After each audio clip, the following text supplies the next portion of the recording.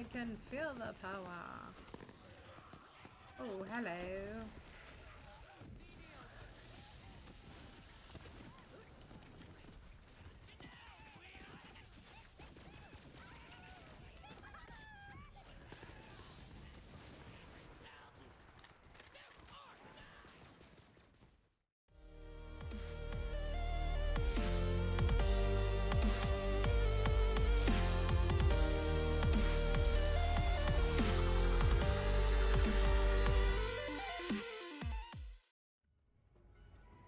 Hey Vault Hunters, it's Echo here, bringing you another Borderlands 3 video. Everyone has been asking for my Amara PhaseGrasp build, so here it is. This build focuses on high DPS, meaning lots of gun damage, lots of elemental damage. I have literally spent over 100 hours on this build perfecting it, so at this time if you could take just a moment to hit that like button, I'd really appreciate it.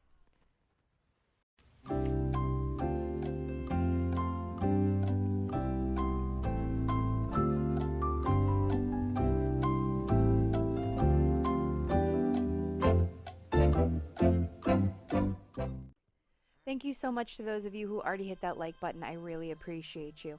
Alright, so without further ado, we are going to get into this OP PhaseGrasp build. Let's start off by opening the red tree, which is also the PhaseGrasp tree. Basically, phase grasping is where Amara summons a giant fist from the ground and locks a target in place for a few seconds. The bigger enemies, you will notice, cannot be picked up, so instead they will just take damage. The duration is 7 seconds and cooldown is 16 seconds without any perks that increase that cooldown rate. The first perk I want to max out is Anima. Anima is going to give us an increase in the elemental effect damage, duration, and more damage. Next, let's max out Tempest. This is going to further increase our elemental damage. Those two perks are a must-have on any Amara build. Let's go ahead and max out Wildfire. This spreads your status effects to nearby enemies. This will pair well with Ties That Bind, which we will get into here in a second. Alright, let's get into Dread. This gives us 15% more gun damage, and if we kill a grasped enemy, you don't have to reload, which is extremely useful in the Circle of Slaughter. Next, I put a point into Deep Well. Deep Well increases your mag with elemental weapons by 20%. This is not a must-have perk, so if you'd like to use this point in Infusion, that would work well too. Alright, next we're going to max out Indiscriminate. With this perk, Amara's bullets that damage enemies have a chance to ricochet. This perk paired with Wildfire, Anima, Tempest, and Ties That Bind makes the enemy you grasp, along with nearby enemies, die extremely quickly. Before we move on to the next perk in the red tree, I want to talk about our action skills for a minute. For our first action skill I equip is Ties That Bind. With this, enemies are linked together and any damage dealt to a linked target is shared between all other linked targets. So shoot one and all the ties take damage. The next action skill I have equipped is Allure, which creates a type of vortex that pulls in all nearby enemies. Now, instead of Allure, you can also use Stillness of Mind. This phase locks all nearby enemies. Here are some examples of Allure and Stillness of Mind in action. Honestly, I'd say try them both and see what you like better. This is Allure. With Allure, Amara creates a singularity that pulls enemies in, kind of like a vortex.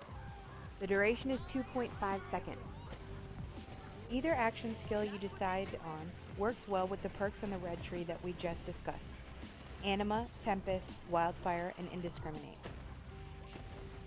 If you used a grasp build before, tell me which you prefer in the comments.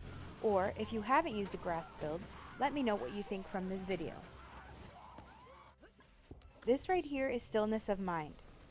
When I use my grasp, it will pick up literally all nearby enemies, locking them in place. One of the bonuses for this action skill is that none of the enemies can shoot you while they are caged. What you want to do is shoot the orange main bubble. The smaller blue bubbles will break if you shoot them. Shooting just the orange bubble allows for all the red tree perks to work their magic and spread elemental damage to all of those nearby enemies. Now, this brings us to one of the most important perks on our build, Sustainment. This grants Amara lifesteal whenever she deals elemental damage with her weapon. So, if you feel like you're getting low and you need more health, Run towards the fire, as another siren once said. We are dumping 4 points into this. Why not max it out, you ask? Well, we simply just ran out of points, unfortunately. Okay. Keep an eye on my health bar, how when I do elemental damage, it just keeps going up, even though I'm fighting a target that's still shooting me. Moving on to the blue tree. The blue tree focuses on increased gun damage, status effect damage, and action skills. The first perk we max out is Violent Tapestry. How this perk works is, you apply a status effect on an enemy. When you do, you gain a stack of rush. The max stacks of rush you can get at a time is 10. Now once you use your action skill, Amara consumes all rush stacks you've acquired. And for every stack consumed, your status effect chance is temporarily increased by 3%. Times that 3% by our 10 stacks and you got an extra 30% effect chance. Some ask why I didn't use do harm, and that's simple. It's just a fact of percentages. They're not as good. Next, we're going to put a point into Fast Hands. That's just because we need to get further down the tree, and I feel that this perk is the best bang for your buck, so to speak. Moving on to Transcend, I maxed out Transcend mostly for the 27% extra crit damage. The accuracy is great, but we're doing this mostly for the crit damage. Go ahead and put 5 points into Restless. This gains increased action skill cooldown, and we want to spam our action skill as much as we can, so this perk is a must-have. Go ahead and put a point into Ascendant. Ascendant gains increased effects for our action skill elements.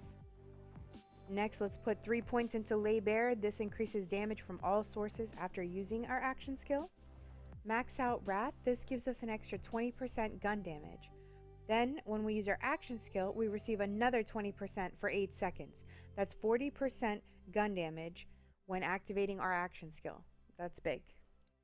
The last perk that we're going to be maxing out is more of a personal preference type of perk. I love Maliwan weapons, like the Cutsman, the True Crit, the Wester Gun, not to mention all the OP shotguns they have.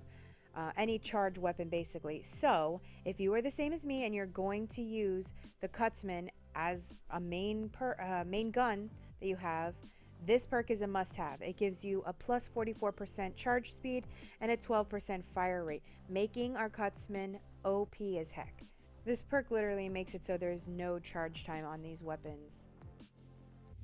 Now, if you're not like me and you're not going to use the Cutsman, I would say take those 3 points, put them in the red tree into Infusion. This perk is basically just going to give your action skill element more damage. Now let's talk about gear.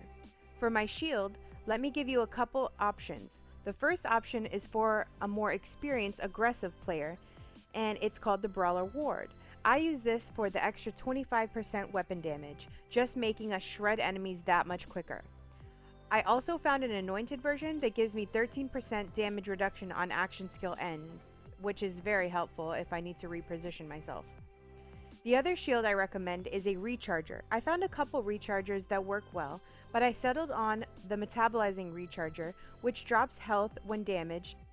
Another good one is called the Tactician, which gives you movement speed and 10% max health. For our class mods, I like the PhaseGrasp because it gives us points and clarity, which helps with health regeneration, and we gain 3% weapon damage and 10% action cooldown rate based on the number of rush stacks. Now it maxes out at 5 rush stacks, but this mod gives us our max rush stacks back on action skill end, and considering we spec'd into Violent Tapestry, we are continuously proccing rush stacks. You want to try to find one with SMG or assault damage as a bonus. Next, for our artifact, I like using the Last Stand Safeguard or the Elemental Projector. The Last Stand I love with the Brawler Ward due to the invulnerability it offers, but the Elemental Projector is good for the 90% damage if you proc it correctly. For nades, I like using the Reoccurring Rad Hex or the Merv Cryo Hex. The Stormfront works well too for shield, so whatever you find works best for you, use it. As far as the weapons that I use, the main weapon is the Cutsman. We talked about this earlier. This gun paired with the perk From Rest makes charge time basically 0, and the gun itself is so strong. The one I found is a binary Mocking Cutsman. It is also anointed, making my weapon damage increase by 100% after using my action skill. It's nuts. Next, I want to show you a couple examples of the Cutsman and Kill of the Wisp. Here we have the Cutsman. Do you see how when I aim in, it takes that second to charge up? Well, with From Rest, it's not going to have that, and I'll show you that here in a second. It's almost instant.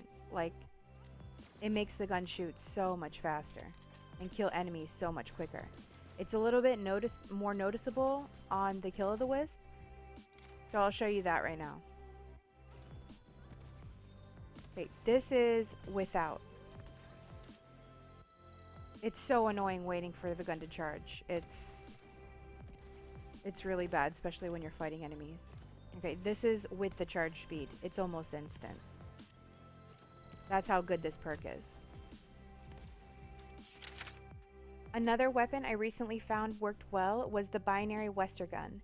This thing is a machine. It's another Malawan weapon and has the option to switch from different elements. This gun is amazing for the slaughter shaft, and I found myself farming for the perfect gun for hours.